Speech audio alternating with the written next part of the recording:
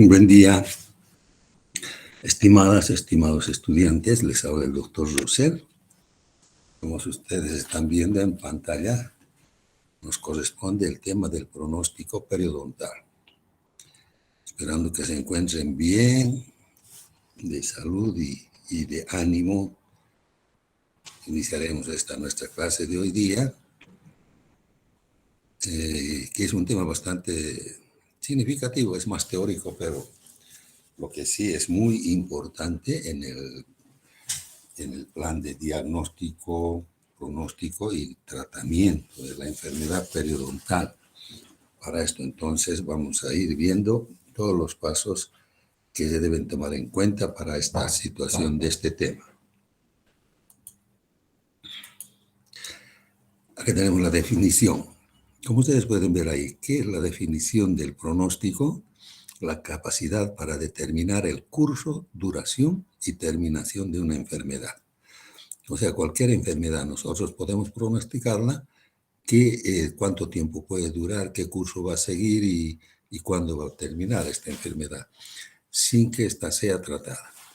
Pero también tenemos que tomar en cuenta ya con su tratamiento, o sea, la respuesta que nos va a dar al tratamiento que vamos a realizar. Siempre esto basado en éxitos y fracasos anteriores. O sea, si un paciente ha sido tratado por decir, una periodontitis avanzada y lamentablemente ha sido un fracaso, por decir, entonces tenemos que analizar en este paciente con una nueva consulta por qué el fracaso, cuáles han sido los causales, y ahí tendremos ya una posible respuesta mucho más positiva a nuestro plan de tratamiento posterior. La introducción. La enfermedad periodontal ha ido evolucionando en su terapéutica. ¿Qué significa? Que conforme la tecnología ha ido avanzando, nos ha ayudado muchísimo en la situación del pronóstico. Antes, por decir, no teníamos los injertos óseos que hacemos tan comúnmente ahora, entonces el pronóstico era un poco más pobre, ¿no? En cambio, ahora ya con estos recursos de la tecnología podemos tener ya un pronóstico mucho más positivo. Esto es modificado a lo largo del tiempo, ¿no? Los tratamientos regenerativos con biomateriales y avances tecnológicos han hecho de la periodoncia una rama de la odontología cada día más acertada. Entonces, estos tratamientos nos ayudan a mejorar nuestro plan de tratamiento, consiguientemente nuestro pronóstico. La introducción. Seguimos. El establecimiento del pronóstico periodontal representa una de las condiciones más importantes en el plan de tratamiento. ¿Por qué se hace esta mención? Porque el paciente tiene la esperanza, ¿no? Por eso acude a consulta. Si tiene, hablemos del mismo ejemplo de una periodontitis avanzada. Si tenemos esa periodontitis avanzada en el paciente, le viene la curiosidad, ¿qué va a hacer de él con el tratamiento? Si le vamos a no mejorar. El paciente no sabe en absoluto qué es lo que tiene o qué es lo que le viene posteriormente.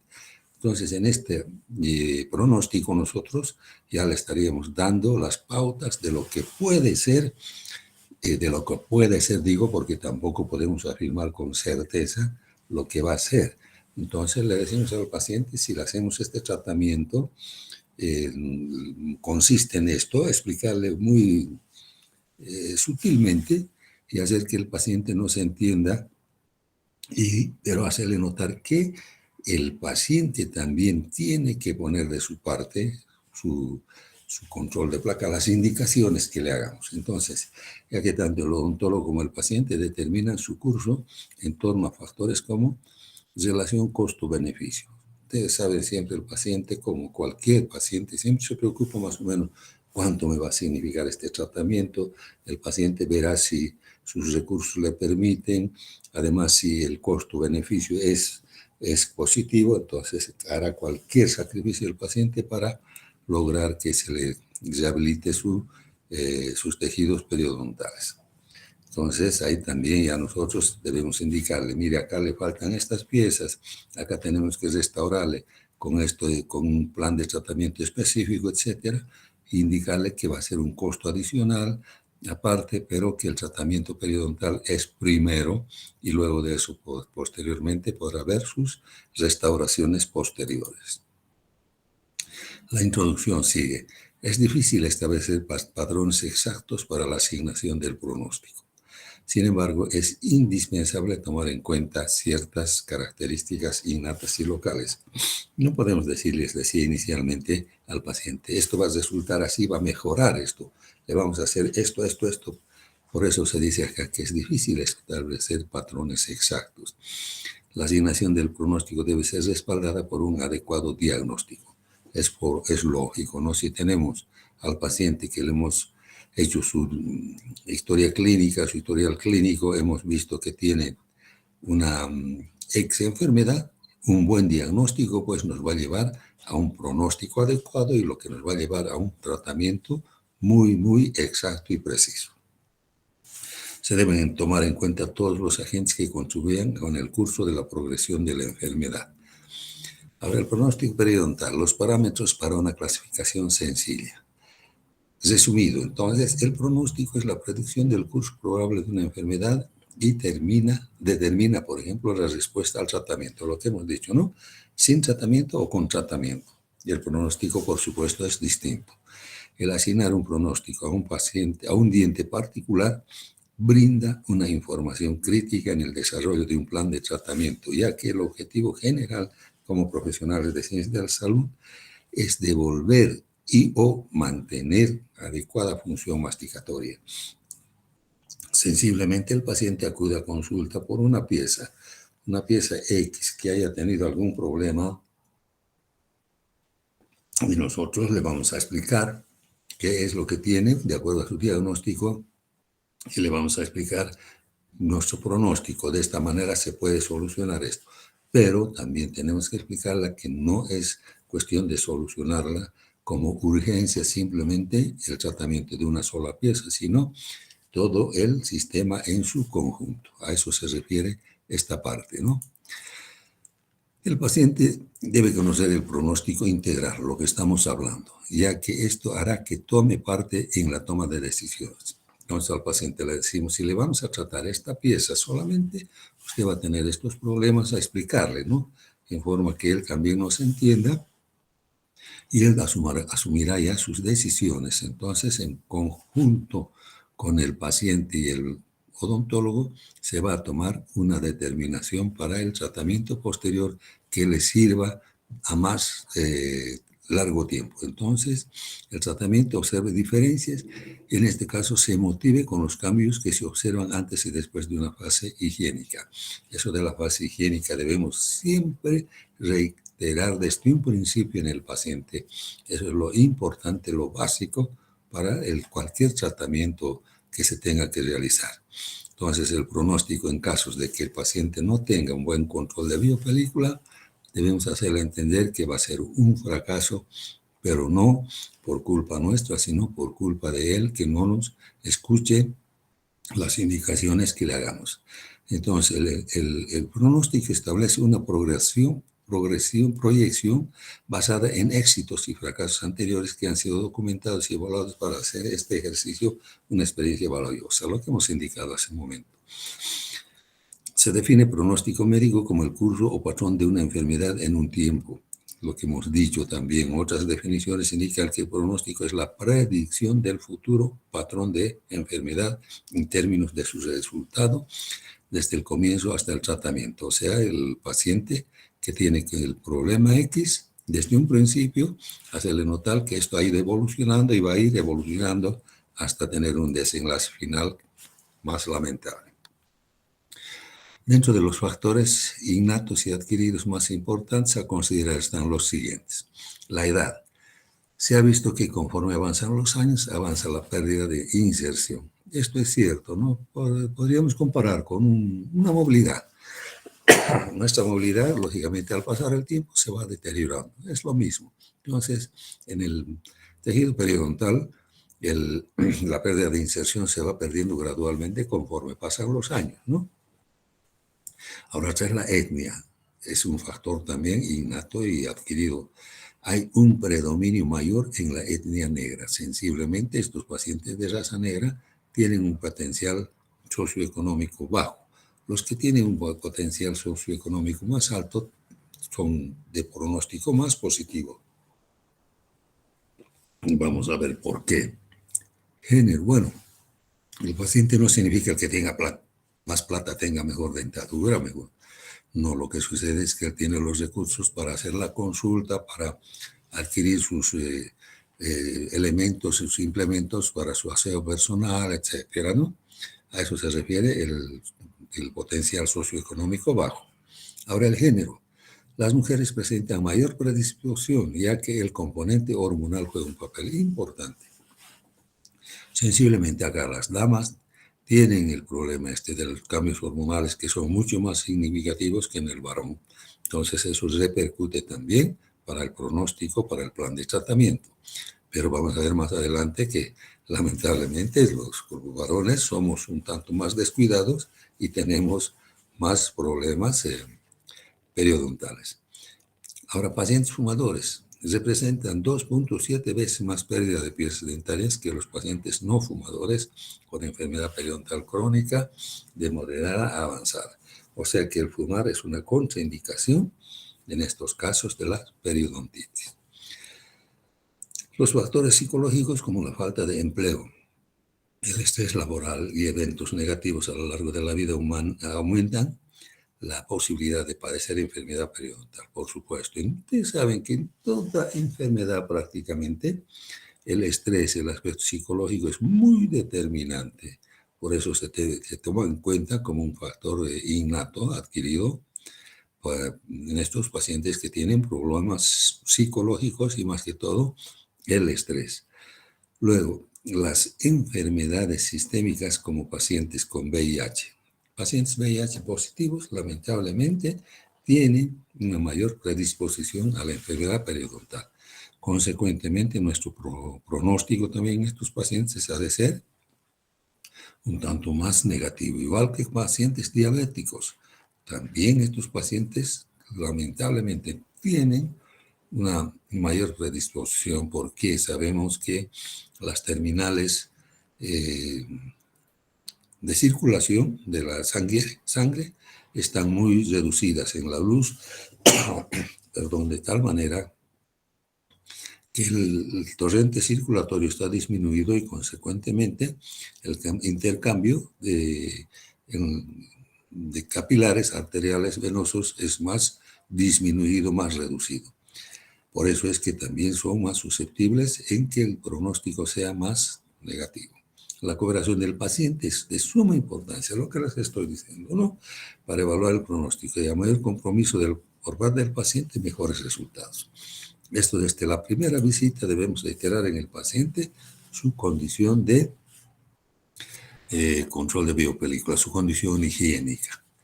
Al realizar el pronóstico de un paciente con periodontitis se debe tener en cuenta el aspecto global e individual de los dientes. Eso hemos mencionado. El pronóstico global se refiere a la dentición como un todo, con las condiciones generales y sistémicas del estado del paciente.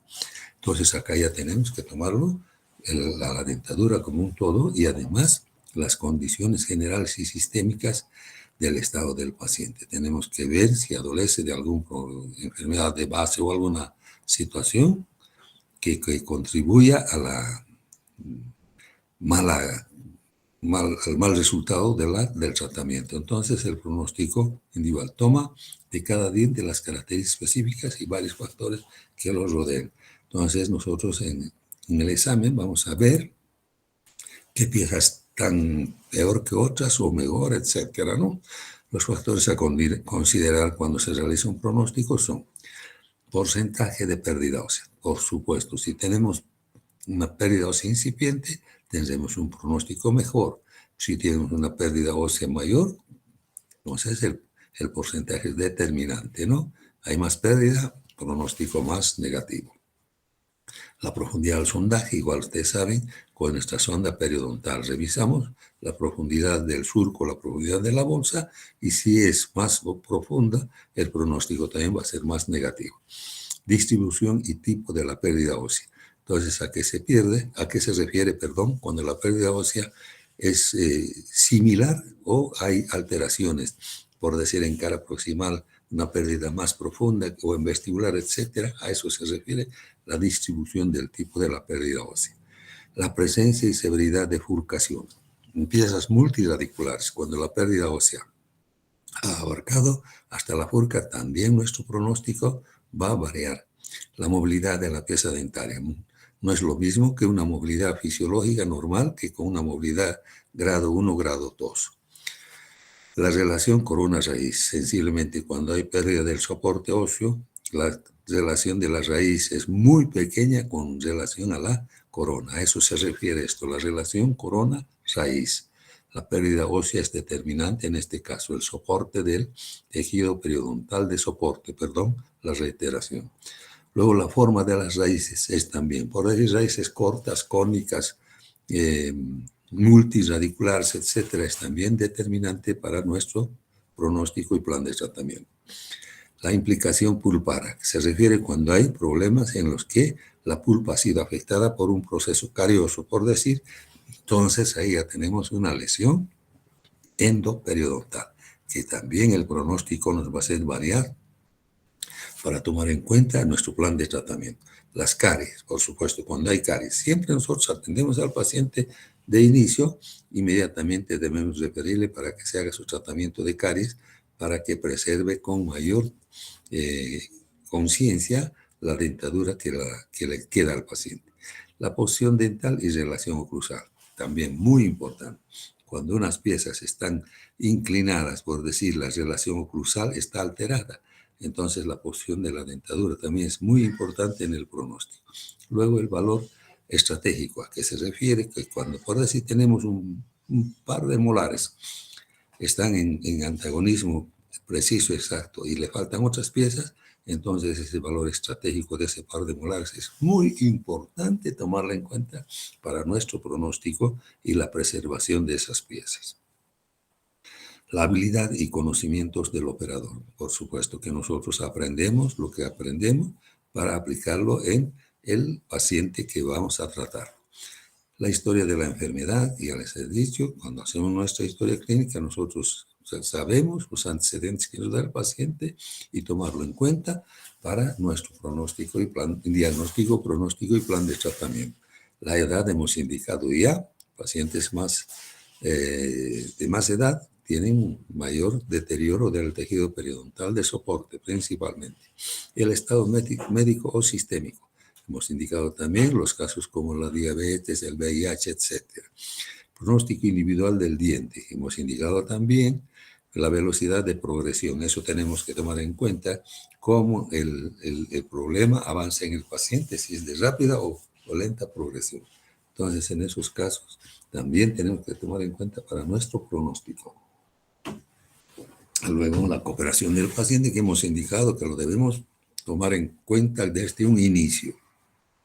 Las consideraciones económicas, eso no significa que estamos viendo cuánta plata tiene para cobrarle más o menos, ¿no? Sino la condición económica se refiere a que vemos el paciente puede acudir a consultas periódicas, puede adquirir sus implementos para su higiene personal y también puede contribuir con su dieta, con su alimentación. Y no así pacientes que no tienen de escasos recursos, que es un poco más difícil para ellos.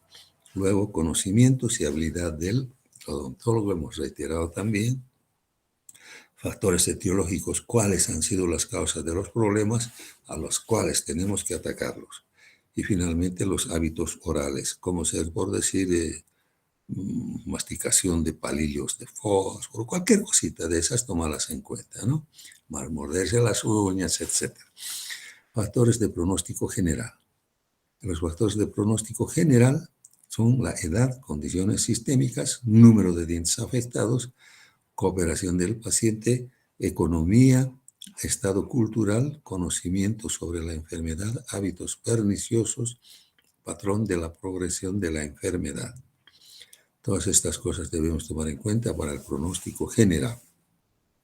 La edad influye en el pronóstico general por estar implicada en el factor tiempo. A mayor tiempo en que la enfermedad no sea tratada o controlada, mayor será la edad y menor el pronóstico. O sea que en personas que ha pasado más tiempo sin tratar una enfermedad, el pronóstico va a ser más negativo. En los factores de pronóstico individual tenemos porcentaje y patrón de pérdida ósea, profundidad sondeable y pérdida de inserción. Tomamos en cuenta siempre las piezas en este caso. Primero vemos cuántas piezas ha perdido, cuántas piezas le quedan, luego su profundidad al sondaje y la pérdida de inserción. Con esto, si vemos si están afectadas furcas, el grado de movilidad, la proporción corona-raíz, que hemos hecho mención, todas estas cosas, la anatomía de la raíz igual, las caries, problemas pulpares, restauraciones, posición dental y proximidad radicular. La proximidad radicular, ustedes saben que es mínimamente unos 3 milímetros que debe haber entre raíz y raíz. Cuando esta distancia se ha disminuido, es también un factor de pronóstico individual. Vemos que son piezas muy unidas, nuestro pronóstico también va a ser más reducido, más negativo. La incorrecta eliminación y poco control bacteriano en sitios específicos producen mayor riesgo y pronóstico más pobre en dientes individuales. Por supuesto, vamos a ver que el paciente en alguna zona no se hace un buen control de biopelícula, debemos indicarle, enseñarle su técnica, etcétera, y con el revelador de película mostrarle que tiene que hacer un mejor control de biopelícula en el lugar. Factores generales. La conformidad del paciente en un programa de mantenimiento efectivo. La falta de mantenimiento puede ocasionar recurrencia de la enfermedad incluso después de los primeros años de salud periodontal. Se refiere esto a la terapia periodontal de soporte. Nosotros, al atender a nuestro paciente, le vamos a programar de acuerdo a la afección, de acuerdo al tratamiento y el pronóstico, diremos, bueno, usted tiene que venir cada 3 meses, o cada mes, o 2 veces al año, etcétera. A eso se refiere esto de la recurrencia de la enfermedad si no cumple esta terapia periodontal de soporte o de mantenimiento. El tabaquismo es otro factor general. En muchos estudios, los fumadores tienen una mayor prevalencia de la enfermedad periodontal y de pérdida ósea. Si no se controla, empeora el pronóstico a corto plazo. ¿Qué sucede?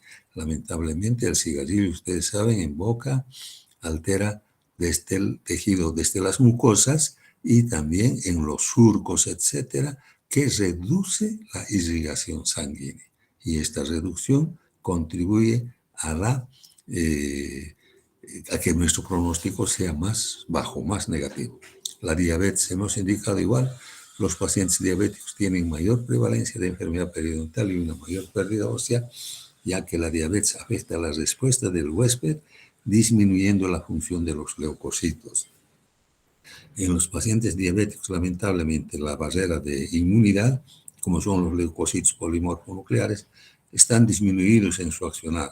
Entonces, esto hace que no tengan una actividad muy efectiva y lo que ocasiona que contribuya al deterioro de los tejidos periodontales. Pacientes no controlados tienen una recurrencia más rápida. Por eso siempre los diabéticos tienen que tener en lo posible un control de su glicemia constante y así ser tratados como un paciente normal. Entonces, el resultado va a ser, lógicamente, que tengamos un mejor pronóstico. Otros factores sistémicos, la disminución de los neutrófilos. Estamos hablando en el número de neutrófilos disminuidos. Estos neutrófilos, saben ustedes, son los que entran en la barrera de la inmunidad. Deficiencia leucocitaria, igual, los leucocitos en general. La neutropenia, igual, la disminución de estos, los neutrófilos, puede ser cíclica o permanente. Las enfermedades granulomatosas crónicas, síndrome de Down, alguna vez han debido ver un pacientito con síndrome de Down, lamentablemente es repercusión en su dentadura y tiene problemas mucho más significativos que los pacientitos que no adolecen de este síndrome. Síndrome de Papillon-Lefebvre, síndrome de Hayman, síndrome de inmunodeficiencia y leucemia, entre otros.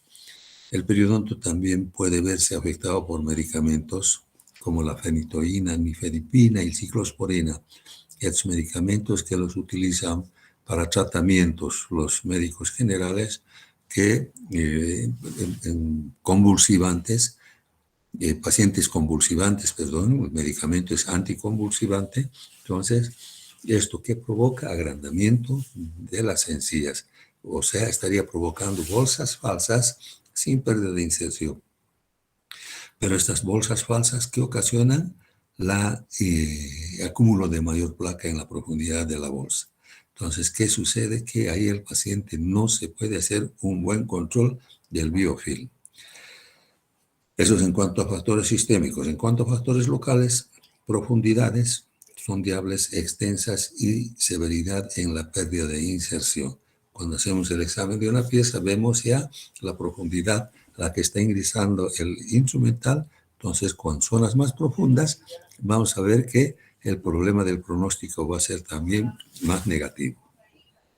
Factores anatómicos que ayuden a la retención de film. Se refiere a las piezas dentarias. Estas piezas pueden tener lo que está haciendo mención aquí, las perlas de esmalte y proyecciones de esmalte en furcaciones. Estas malformaciones de las piezas dentarias hacen que igualmente se constituyan en zonas de retención de biopelícula, lo que no nos va a permitir hacer un buen control de placa, una buena eliminación de la biopelícula. El surco, en estos casos hemos hecho mención, las perlas del esmalte, las proyecciones de furcaciones, surco palato-gingival, principalmente en los incisivos, en la zona palatina superiores, entonces luego surcos radiculares. La porción dentaria también, hemos hecho de mención a la proximidad radicular. Las piezas muy juntas, que es otro factor local, la migración, inclinación y contactos abiertos. Todos estos factores de la porción dentaria. Las restauraciones desajustadas y mal pulidas. Acá ya es la iatrogenia, el problema que hemos ocasionado por un mal tratamiento. No hemos pulido bien una restauración que podría ser subgingival. Hemos hecho sobreextensión en la restauración y le estamos haciendo un flaco favor al paciente. Luego tenemos el trauma por oclusión y hábitos parafuncionales como bruxismo. El trauma por oclusión también puede ser ocasionado por el profesional. Una obturación muy alta o muy inadecuada nos provocará este trauma por oclusión y los hábitos parafuncionales como el bruxismo. Ustedes saben el bruxismo, el rechinamiento que tiene el paciente entre las piezas antagónicas. Luego la movilidad dental por trauma por oclusión. Entonces, inflamación o pérdida del soporte periodontal. Entonces, serían factores locales. Factores a considerar para determinar el pronóstico periodontal. Los factores clínicos generales. Acá tomamos primero en cuenta la edad del paciente. Este paciente, por decir, tiene más, lamentablemente, un pronóstico que va a ser más negativo que con este paciente. Pero tenemos que tomar en cuenta también que vamos a ver más adelante que este paciente puede tener un pronóstico más negativo que este paciente por ciertas razones. En todos los estudios que se han evaluado, grandes poblaciones han encontrado más enfermedades periodontales en grupos de edad avanzada. Por supuesto, ha pasado más tiempo, como les hacía el ejemplo de nuestra movilidad más antigua, más viejita, pues los problemas van a ser más frecuentes y su pronóstico también va a ser más negativo. Esto no implica que los sujetos de edad avanzada tengan un mayor riesgo, sino que han estado expuestos por más tiempo a la destrucción periodontal. Por eso es que es un factor clínico general la edad del paciente. Ahora acá tenemos el caso. Estudios indican que la enfermedad periodontal no es tan prevalente como se creía y que la pérdida de inserción y de hueso alveolar no es una consecuencia obligatoria del envejecimiento. Lo que les decía, ¿no? Cambios histológicos que se producen en el periodonto del anciano no parecen condicionar cambios en el nivel de inserción en individuos libres de placa. Lamentablemente, el deterioro de todo el sistema hace que haya ese intercambio reducido. Aquí tomamos en cuenta la edad del paciente. Acá que se está indicando el pronóstico en pacientes más jóvenes no es tan bueno debido al menor espacio de tiempo en el que se ha producido la destrucción periodontal. Hablando de esa figura del ancianito que tenía una enfermedad periodontal avanzada. ¿Qué sucede? Si un joven de unos 40 años, por decir, adolece de esta enfermedad, entonces estamos hablando frente a un pronóstico mucho más negativo en el joven. ¿Por qué? El factor tiempo en el que se ha producido es mucho más pequeño que en el anciano. Entonces, en ese caso, el pronóstico es mucho más negativo. La destrucción en un periodo relativamente corto superaría cualquier reparación periodontal de forma natural.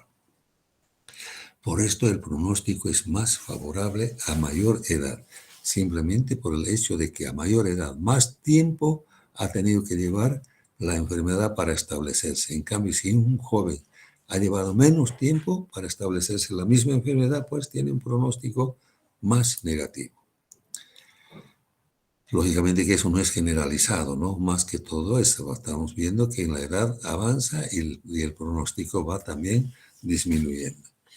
Los antecedentes de enfermedad periodontal previa de un paciente puede ser indicativo de susceptibilidad para la futura destrucción periodontal.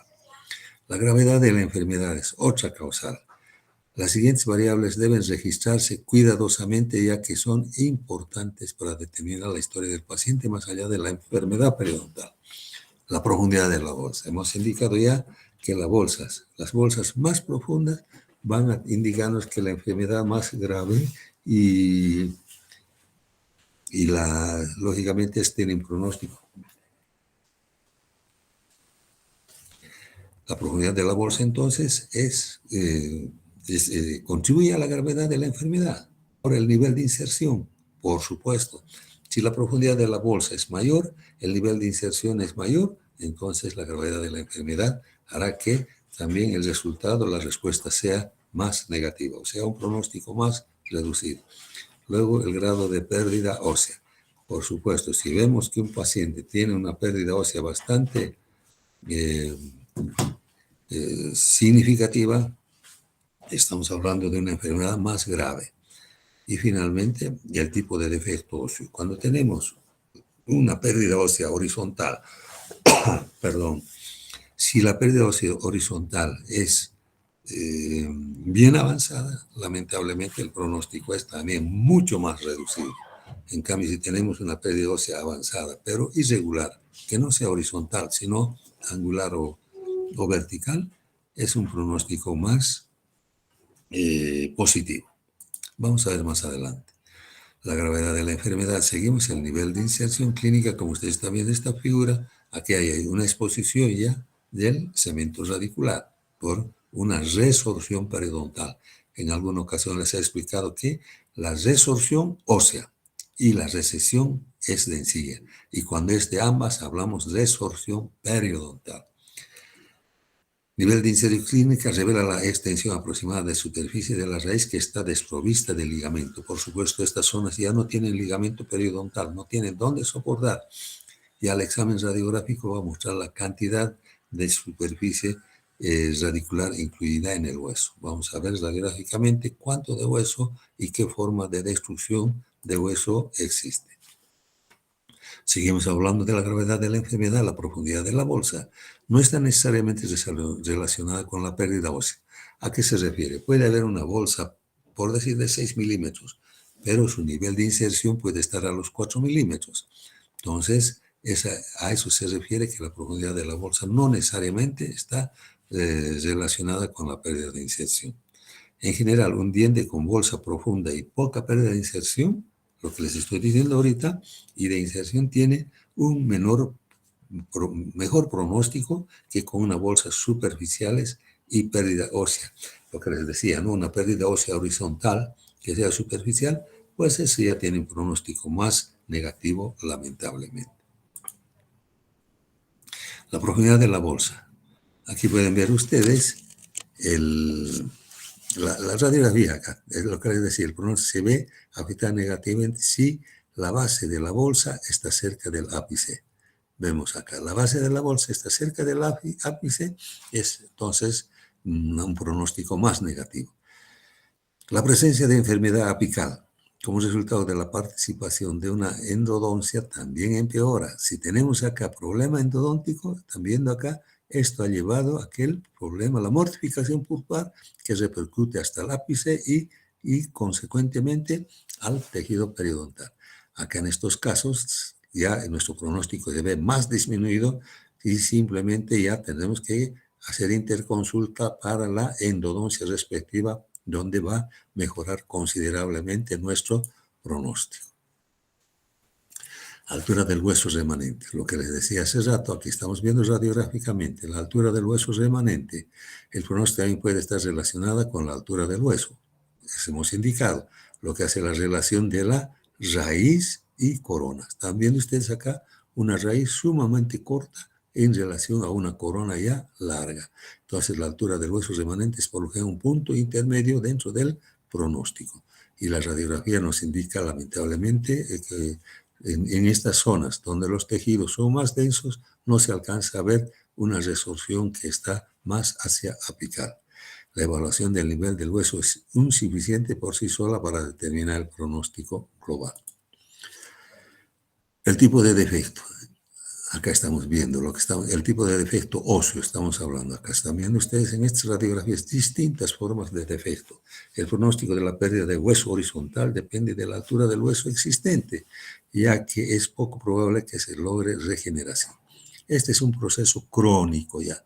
Acá ha ido perdiéndose gradualmente, por eso la pérdida horizontal hace que este proceso es mucho más negativo. Entonces, están viendo acá cómo es la relación corona y raíz. Este es el pronóstico de donde lamentablemente no podemos hacer la recuperación. En cambio, en este caso, tenemos una pérdida angular o vertical. Los defectos en estos casos se hacen alisados radicular, un buen alisado. En nuestro plan de tratamiento estamos hablando, ¿no? Hacemos un buen alisado y tenemos la posibilidad de que simplemente con un buen alisado, un buen curetaje de la pared blanda de la bolsa, y podemos recuperar el tejido, no en su totalidad, pero podemos recuperar tejido perdido. Y lógicamente, si son casos más avanzados, la lesión de Furka, etc., pensaremos ya en una restauración con un injerto óseo. En cambio, en estos de los horizontales ya no se puede hacer injertos, no podemos hacer nada. Por eso en estos casos el pronóstico es un tanto más favorable. El tipo de defectos, seguimos hablando de eso, los defectos horizontales que afectan a más de 2/3 del soporte óseo inicial de los dientes monorradiculares, más de 2/3 si están afectados.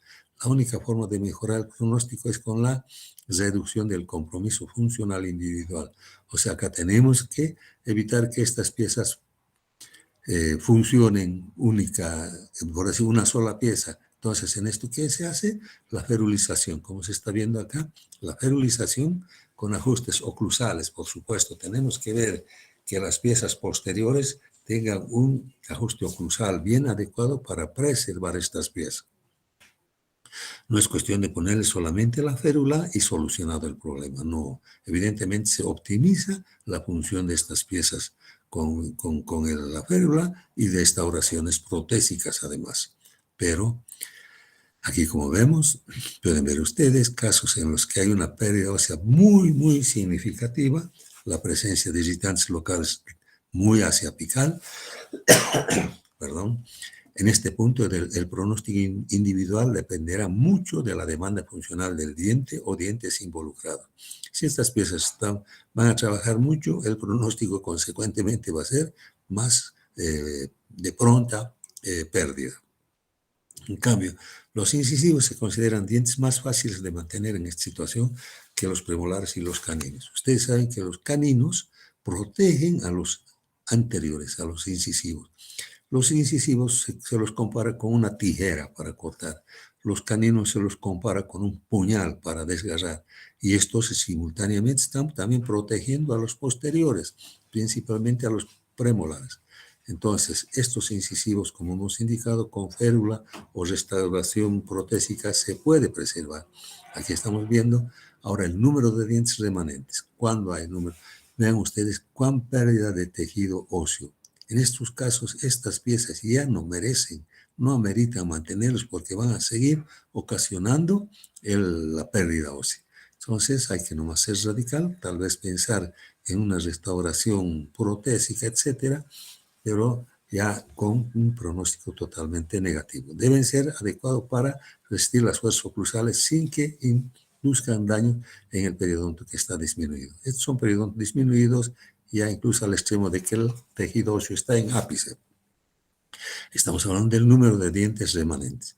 Pueden ustedes acá hay una pérdida ósea menos significativa que la anterior. A mayor número de dientes mejora el pronóstico por la menor demanda funcional. Por supuesto, cuando tenemos más dientes en función, se ayudan, se colaboran entre ellos para poder preservar su salud. En cambio, cuando hay más pérdida, cuando hay menos piezas, estos tienen un pronóstico más negativo.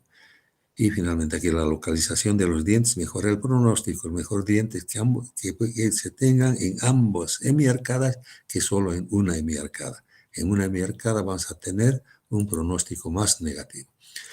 El control personal de biopelícula y cooperación del paciente, lo que hemos indicado. Esta es una revelación. Las pastillitas reveladoras de colorantes vegetales inocuos, no hacen daño.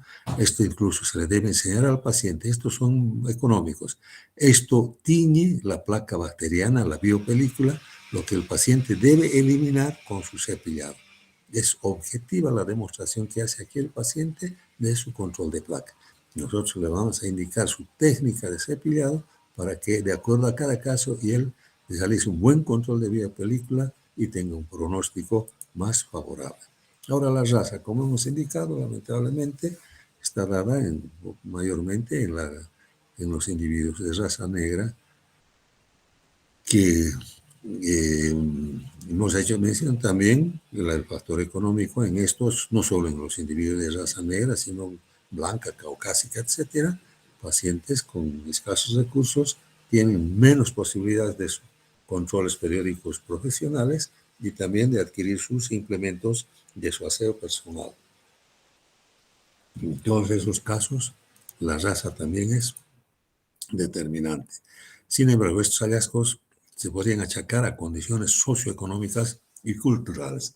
Por supuesto, hemos visto en nuestro medio, sin andar lejos, un pacientito del campo no tiene la cultura del citadino, entonces no le da mucha atención a su cepillado, etcétera. Entonces es determinante también esto y lo socioeconómico. Por otro lado, si parece haber mayor prevalencia de periodontitis agresiva en individuos de raza negra en comparación con los de raza blanca y asiáticos. La periodontitis agresiva, ustedes saben que es un problema de avance rápido, por eso se llamaba así. Se llamaba en la anterior clasificación, que en esta última clasificación ha sido eliminada, esta nominación de periodontitis agresiva. Pero esto se presentaba con un componente familiar. Y es justamente la razón que se le haya llevado, se la ha eliminado como periodontitis agresiva porque sensiblemente hasta la fecha no se ha logrado determinar la etiología precisa de esta afección. Socioeconómicos y lugar de residencia. Encontramos que la prevalencia del sangrado gingival y la pérdida de inserción en promedio de 4 milímetros aumentó con la disminución del nivel socioeconómico, lo que hemos indicado hace unos instantes. Igualmente, midieron la pérdida de inserción en 761 sujetos adultos y relacionada con medición del estatus socioeconómico y otros indicadores de riesgo potencial. Encontraron que los bajos ingresos y la residencia rural eran indicadores de riesgos significativos para la pérdida de inserción, lo que les he indicado hace unos instantes, ¿no?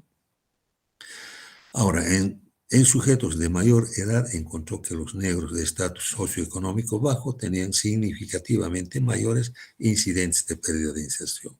No es porque tengan más plata, sino que esto de los recursos socioeconómicos hacen que, ya les he dicho, estos no pueden asistir a su control del profesional, igual a la adquisición de implementos de aseo y su nutrición más que todo, ¿no? contribuye condicionando niveles de higiene oral de acceso a un profesional. Acá está indicando, ¿ve? Y esto repercute directamente sobre el estado periodontal del sujeto. Ahora aquí la acción de género.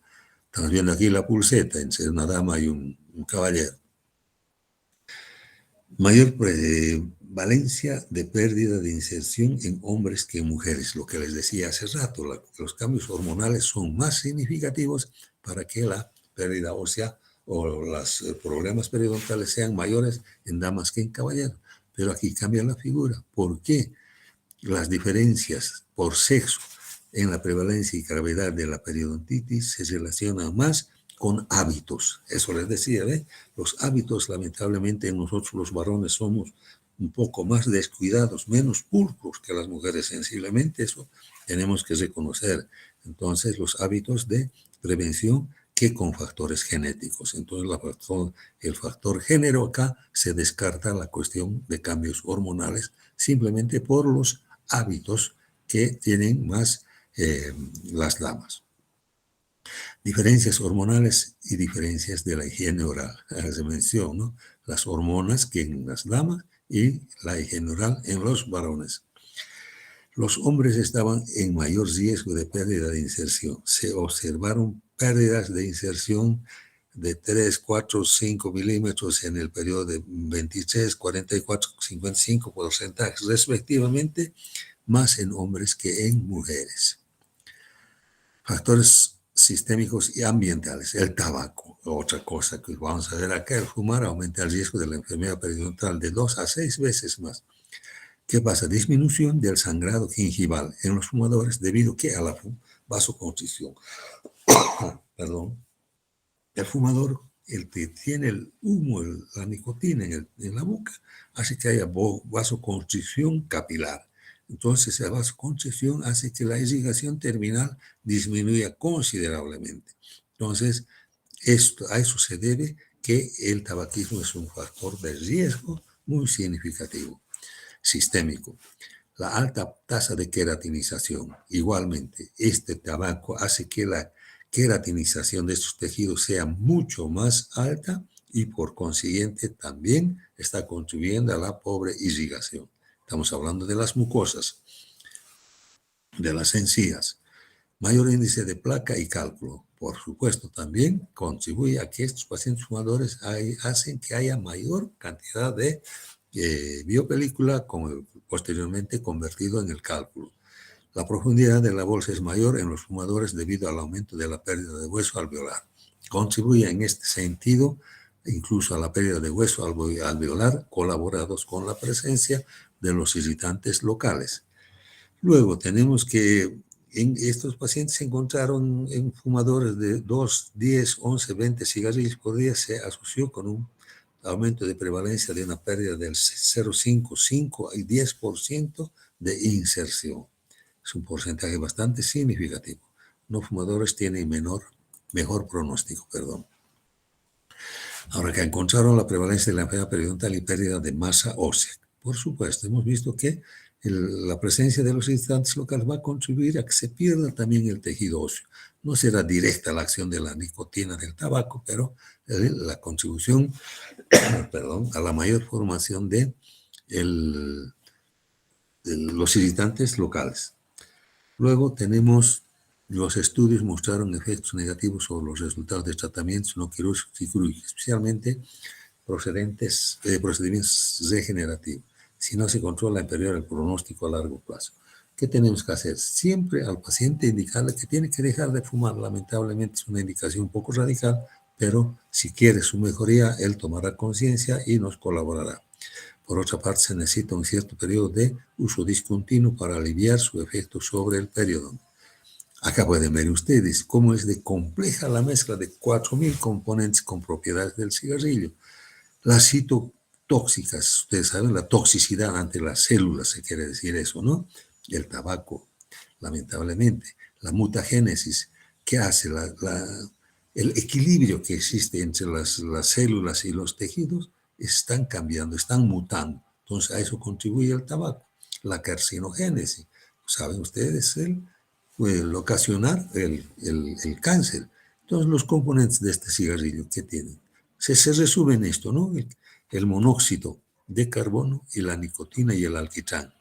Pero fíjense, tanta cosa que tiene esto. Las acetonas que son disolventes, el ácido cianhídrico fue utilizado en cámaras de gas, antes cuando se hacían las ejecuciones de reos en cámaras de gas. Todos estos componentes, vean cómo estos detergentes, carburantes para cohetes, estos la antipolilla, la naftalina, es un veneno para las polillas que contiene el cigarrillo, disolvente industrial.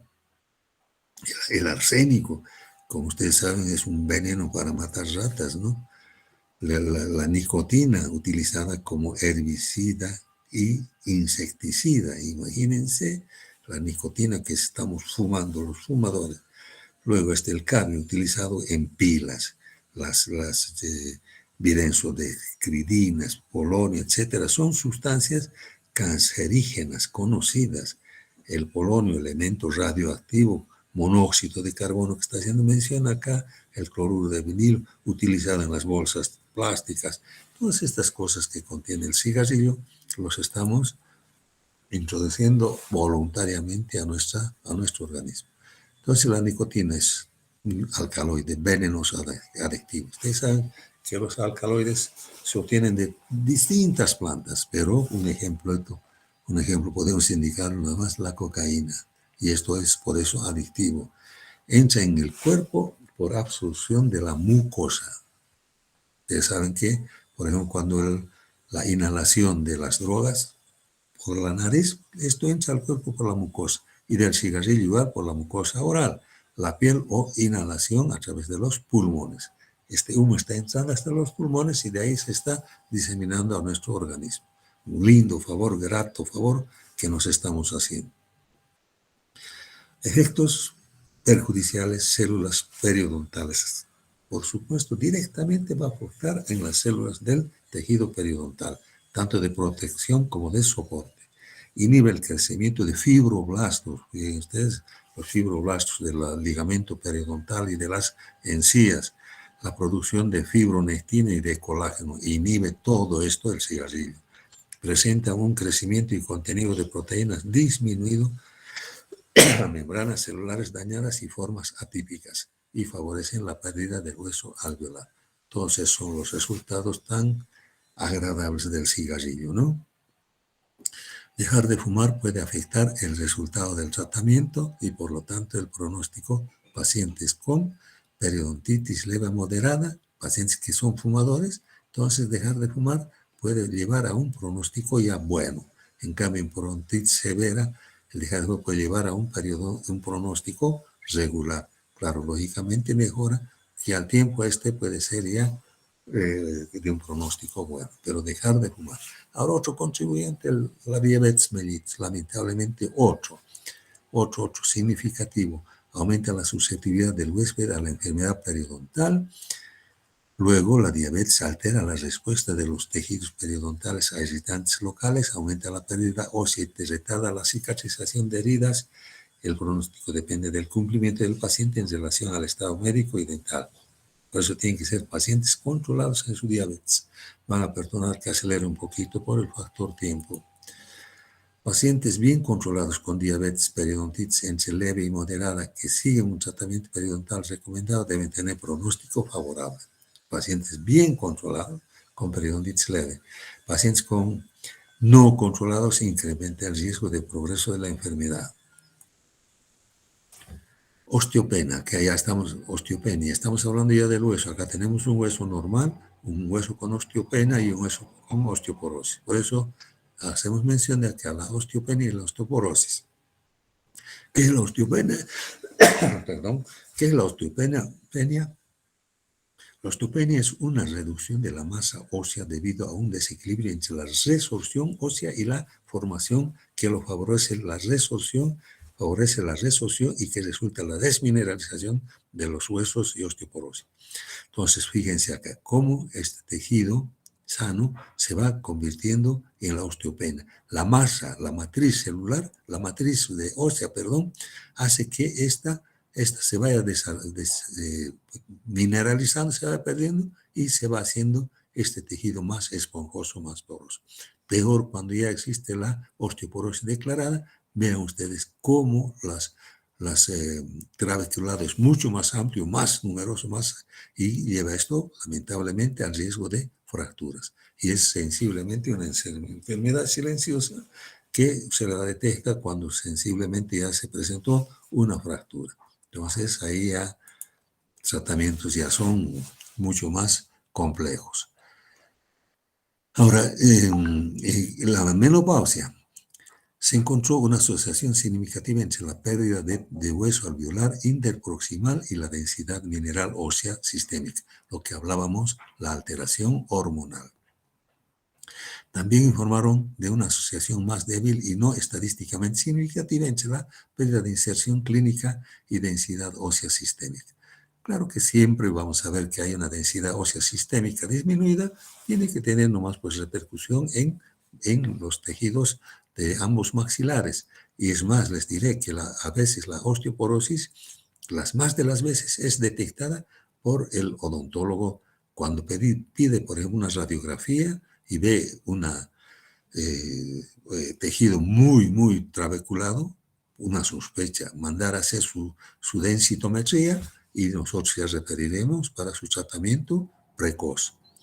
Ahora encontraron que el uso de terapia estrógenos, estamos hablando en las damas, la osteoporosis contribuye a una reducción de la destrucción en forma significativa. Ustedes saben, los estrógenos son proteínas que intervienen en el cambio hormonal, la diferenciación celular. Entonces, esto hace que el tratamiento con esto disminuye, sí, pero no es un tratamiento como para tomarlo muy en cuenta. Ahora tenemos esta otra parte de la relación entre la pérdida de altura de la cresta de hueso alveolar y el estado deficiente de la densidad mineral del esqueleto presenta osteoporosis. Lo que les he dicho, hay deficiencia de la densidad mineral en el esqueleto, tiene nomás que tener repercusión en el hueso alveolar. Luego, hasta la fecha, esta asociación solo puede confirmarse con la población femenina, pero no, actualmente ya podemos ver tranquilamente en todo paciente, masculino o femenino, y ya les reitero, incluso podemos ser nosotros los que podamos descubrir la osteoporosis sistémica en el paciente. Se requiere la inclusión de grupos de estudio de mayor tamaño, etc. Este autor, Gómez Filo, estudió doble ciego aleatorizado de diseño para estudiar el efecto de la aminobifosfonatos. Estos son unos medicamentos que, como dice acá, causa una disminución significativa en la resorción ósea. Los bifosfonatos son un tratamiento que realizan los pacientes para pacientes con cáncer, lamentablemente con metástasis óseas, etc. Eso es lo que usan los médicos por vía endovenosa. También puede usarse con vía oral, pero la endovenosa es la que tiene más efecto, digamos, al respecto de la disminución que actúa esto sobre los osteoclastos. Ustedes saben, los osteoclastos son los que dan lugar, contribuyen a la resorción frente a los osteoblastos, que son los que van a neoformar. Ganan los osteoclastos y la resorción ósea se presenta más. Y este tratamiento, como dice acá, causa una disminución significativa. Pero lamentablemente, acá no está haciendo mención esto, ¿qué sucede? Cuando estos pacientes están tratados, particularmente en los pacientes con cáncer y por tratamiento endovenoso, presenta las repercusiones negativas como acciones colaterales. Evidentemente, evita la disminución, disminuye la resorción ósea, pero ahí ya se van a presentar exposiciones de hueso. En boca particularmente se presenta esto como un hueso expuesto por mucho tiempo y ahí las necrosis óseas que lamentablemente ya tenemos que tratarlas como ya con raspaje y curetaje. Entonces esa es la cosa de la acción negativa, de la acción colateral de estos bifosfonatos. El tratamiento también resultó en una mejora de los parámetros periodontales y una disminución significativa en la pérdida de hueso alveolar durante 6 meses en comparación con un grupo control. Pero les reitero, la acción colateral que tenemos que tomarla muy en cuenta.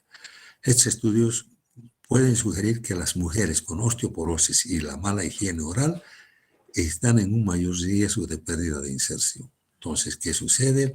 Los pacientes, las damas principalmente, tienen nomás que resignarse a esta situación. Sin osteoporosis, las mujeres con osteoporosis con una buena higiene, se va a lograr controlar. Ciertos trastornos sistémicos, como en este caso del síndrome de Papillon-Lefebvre, ven ustedes, los problemas sistémicos tienen también repercusión en boca. Igualmente, la susceptibilidad de enfermedades periodontales en prepúberes, intrafamiliar, los que tienen la periodontitis agresiva, pueden ver este paciente que no tiene cuadros significativos de inflamación, pero radiográficamente tienen pérdidas grandes. Esto es la periodontitis agresiva que les hacía mención, que en la nueva clasificación ha sido eliminada por la falta de datos de su etiología. Y aquí vemos las famosas interleuquinas, la interleuquina 1, la interleuquina, el factor de necrosis tumoral alfa, son los que fabrican los monocitos y están más presentes en esta situación de la agresiva y que lamentablemente contribuyen negativamente. Estos factores que debían ayudar ya están actuando en contra del organismo. Aquí los genotipos van a decir que pase estas cosas ya rápidamente, estamos con el tiempo ya. Nos estamos pasando, pero los vamos a colgar esto en plataforma para que ustedes lo lean. Y vemos que el estrés, igual, el estrés es otro factor muy, muy determinante, principalmente en laguna, esas situaciones y en toda enfermedad. Ustedes saben, el estrés es factor muy, muy predisponente para cualquier enfermedad. Aquí vemos, pasaremos todas estas situaciones, lo que yo quiero es, y las benzodiazepinas son para controlar el estrés, pero ¿qué es lo que sucede? Estos provocan la sequedad de la boca y esto contribuye a las enfermedades periodontales y a las caries. Los factores locales, ya ustedes saben, los cálculos, la biopelícula, todas estas cosas que lo han llevado mucho. A lo que yo quiero llegar es las restauraciones gingivales mal realizadas, la iatrogenia, restauraciones que no han sido bien pulidas o con sobreextensiones y así. Entonces, pero es problemas que nosotros, por mal restauración realizada, provocamos estos males. Ahora, las neoformaciones, los factores anatómicos, las famosas perlas que les he hecho mención, los troncos largos, los troncos radiculares largos o cortos, etcétera, que contribuyen también para el pronóstico. Aquí tenemos los tratamientos de una hemisección o una radectomía para preservar o tener un pronóstico mejor. La movilidad es otro factor, una movilidad con grado fisiológico, no podemos comparar con una movilidad grado 1, grado 2, peor grado 3. Y finalmente, las férulas que se deben usar en las anteriores, pero no es solución. Tenemos que saber que acá tiene que haber espacio para que el profesional haga la alisado radicular y el paciente pueda hacer su control de biopelícula. Y los factores protésicos, otra razón que tenemos que tomar en cuenta para la oclusión regularizada. Ahora, la determinación para el factor, aquí, esto es el Lang y Cole, lo clasificaban bueno, regular y malo. Aquí el bueno, cuando hay una pérdida no más del 20% de hueso, etcétera, cuando hay una pérdida del 20 al 40% y hay grado 1 o 2 de furca, y cuando hay una pérdida mayor a los 40, profundidades de 8 milímetros, etcétera. Los pronósticos para la gingivitis inducida por placa y los factores sistémicos que contribuyen a esto también en las damas embarazadas, todas estas repercusiones que tienen por el cambio hormonal que hemos hecho mención, la edad del paciente que hemos mencionado. Y aquí, para concluir, la clasificación del pronóstico de McGuire y Nunn, que indica, este autor es la que más se utiliza actualmente, bueno, cuando hay un adecuado soporte periodontal y control de los factores etiológicos, moderado cuando hay pérdida de inserción, intervención de furca ya clase 1. Pobre, un pronóstico pobre es la pérdida de inserción moderada con furcas de clase 1 o clase 2 y la localización y la profundidad de las bolsas permiten un buen mantenimiento, aunque con dificultad. Y el pronóstico es cuestionable cuando hay pérdida de inserción severa y como resultado pobre proporción corona-raíz, lo que hemos mencionado ya, furcaciones de 2, grado 3, con difícil acceso para su mantenimiento y movilidad grado 2 y proximidad radicular, todos esos son. Y sin esperanza, pérdida de inserción severa e inadecuada para mantener el diente en salud. Todas estas cosas las estamos resumiendo en este cuadro y finalmente las conclusiones. La conclusión, la determinación del pronóstico incluye la predicción del curso probable que seguirá una enfermedad y el futuro tratamiento y mantenimiento. Un tratamiento periodontal que no contempla una adecuada instrucción del paciente para el control de biofilm o que no cumple con el cronograma de mantenimiento puede ocasionar la recurrencia de la enfermedad y ser un agravante del pronóstico. O sea, en conclusión, nosotros tenemos que asumir la corresponsabilidad con el paciente y no hacernos echar la culpa por una cosa que ya no nos corresponde. Hasta aquí habríamos concluido con el tema. Los insinúo que disculpen que haya acelerado al final por factor tiempo. Muchas gracias y hasta la próxima. Que les vaya muy bien. Muchas gracias, doctor. Que Dios lo bendiga. Gracias, gracias.